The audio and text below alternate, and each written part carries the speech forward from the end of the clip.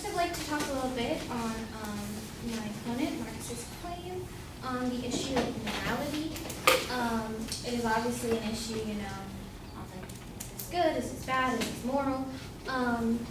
However, now in today's society, there are a lot of things that are considered moral or immoral that are very popular, that line up with things. There's things like pornography, which can kind of be considered a form of prostitution because they get paid for their service. And in terms of pornography, it is very widely used and accessible, and not too many people see it as moral. It's just kind of a thing that people don't tend to talk about, but it's very obvious that it flows around.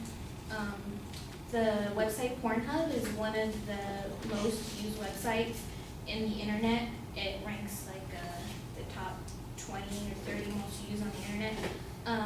Also, there's things like cam girls who are also considered legal, which they kind of sell a sexual fantasy online.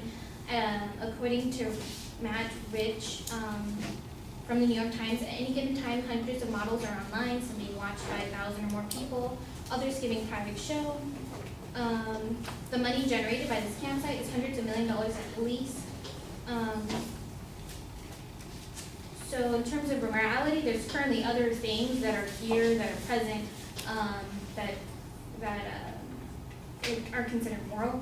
Another thing is we talked about how people wouldn't approve of this. According to public polling, Nevada, there's one thing that Nevada's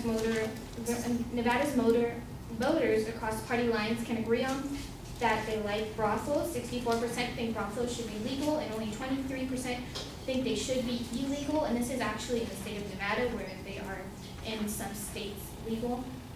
And in terms of like not wanting to have them in their backyard, which Kristen brought up, 41% of licensed this is according to the American Journal. Oh, I'm sorry, this is according to Aaron Fuscher, senior editor from Business Insider. Brothel owners have clear interest in maintaining their image as law-abiding, trouble-free businesses to keep their licenses and maintaining a good relation with their communities. The owners we interviewed ensure this by making it a policy to call the police at the slightest hint of trouble, to sending a message that they don't tolerate bad behavior. The whole name of the game is control. By that, controlling also get us pretty well off with the sheriff's office. There's two reasons for doing this on the sheriff's office, but also for girls' personal safety. So they do have good relations with their communities. On the other hand, Kristen brought up unprotected sex, which can be considered an issue.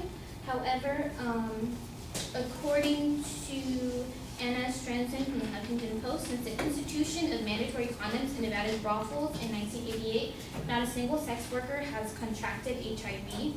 And obviously people who have a multitude of sex and not contract things that are very prevalent, can easily be attached, is a positive. Another thing that Kristen brought up is the fact that they get put into these positions that they don't want to, that they,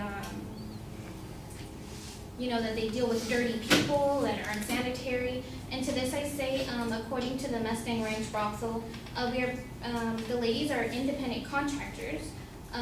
So this means that they have the right to refuse service, like any business, to anybody they choose. They pick them as much as the guys pick them back. To conclude, I'd just like to say I hope that you agree with us in making this a policy and legalizing brothels.